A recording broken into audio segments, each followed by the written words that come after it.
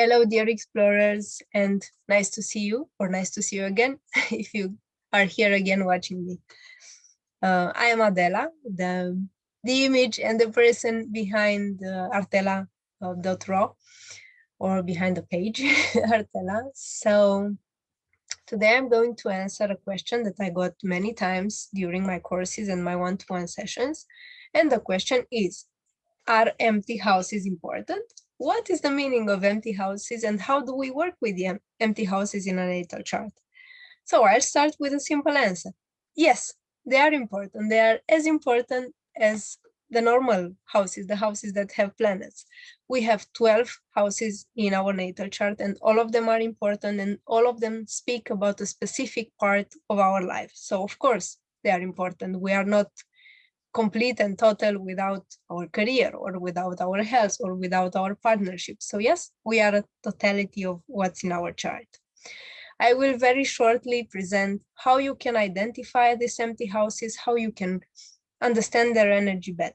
In case you have questions or in case you want to share your own experience with empty houses, please do. You can comment in the section below or you can write on my Facebook page, my official page, and I'll be glad to answer. So let me share the screen and let me share my chart.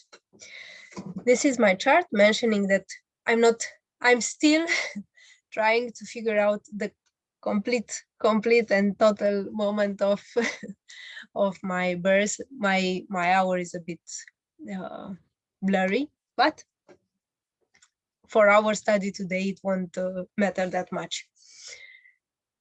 So you don't have to be super advanced in astrology to work with empty houses or to identify them and to see where they are and what's happening with the chart.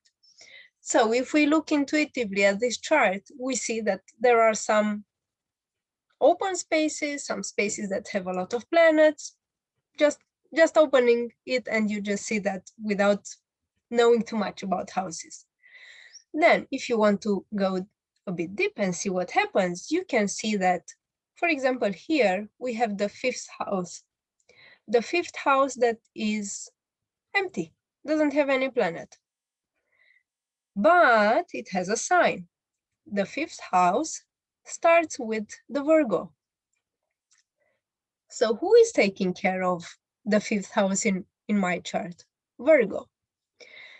So which is the first way I'm going to start to work with this, to understand this? First, I have to understand what the fifth house is, which is this empty house and what does it mean?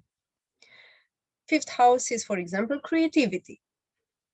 One of the many parts the fifth house talks about, and the one I will be referring to today to make it simple.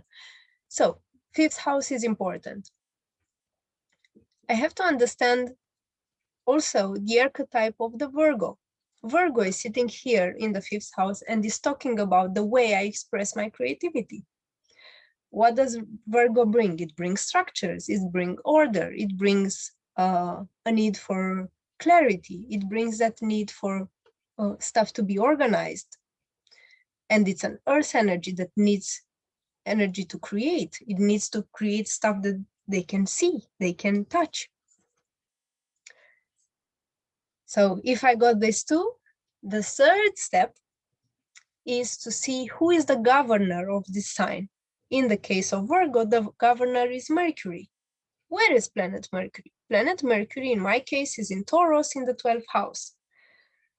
So where do I get the inspiration for my work? From the Mercury in the 12th house, from the subconscious, from this connection with esoteric, for example, being in the 12th house, sometimes from nature being in Taurus, that's a very grounded sign. This kind of stuff inspire me and help me with anchoring my creative energy. And just to share a small, very practical example, I chose two of my paintings. I paint. It's my first occupation as an artist, astrology being the second one I developed in the Saturn return maturing process. So, for example, this is one of my latest works. or one that I'm working, it's a work in progress, is this one. And as you can simply see, it's a lot about structure, a lot about organizing stuff. When I start painting, even if the inspiration comes after a dream, it doesn't matter where it comes from, I feel that need to give structure, to work in a precise manner, to work organized in a way. So this can be very easily seen in the fifth house in Virgo. Next step, let's take another random house to dig deeper. Let's say the seventh house in Sagittarius. Seventh house again, no planet there. Isn't it important, the partnership? Of course, it's important for each of us. Some of us will have 5 planets here, some of us won't have any planet here, but still important. So I look at the seventh house, understand what the seventh house means, partnership, the other, mirroring the other, being with the other. What does Sagittarius bring? It brings the need for freedom, the need for fun, the need for adventure. Sometimes might even bring a foreign partner, or traveling and meeting the partner, which is totally my case. Who is the governor of Sagittarius? Jupiter. Where is Jupiter? In the first house in Gemini, in my case. So it brings that looking for knowledge, that looking for words, that kind of working with the mind. And I also see a huge polarity between the seventh house and the first house. So it's a very interesting relationship between the open house or the empty house of partnership and a lot of planets in the first house of identity. And what I would like to finish with is that usually when you find empty houses, you will find stelliums in the same chart. What does the stellium mean? A stellium means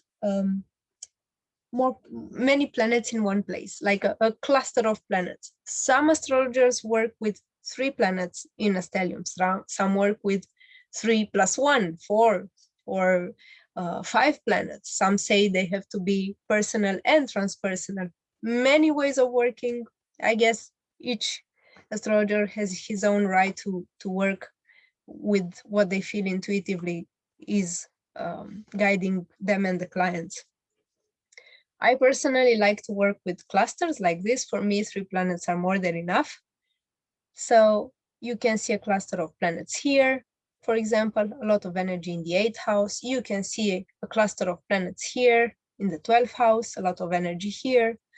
What I meant by this, the empty houses bring that kind of openness to explore more in the chart, to look more for meaning and to get joy in exploring with the chart, while the clusters and the energy that I have very compact in a place might bring that energy that's already there. So it's like, okay, this is it, this is the house, this is the energy that's in it, deal with it. So yep, thank you for watching. Hope it brought some clarity for you, and please let me know where your planets are and how do you feel about them. Thank you.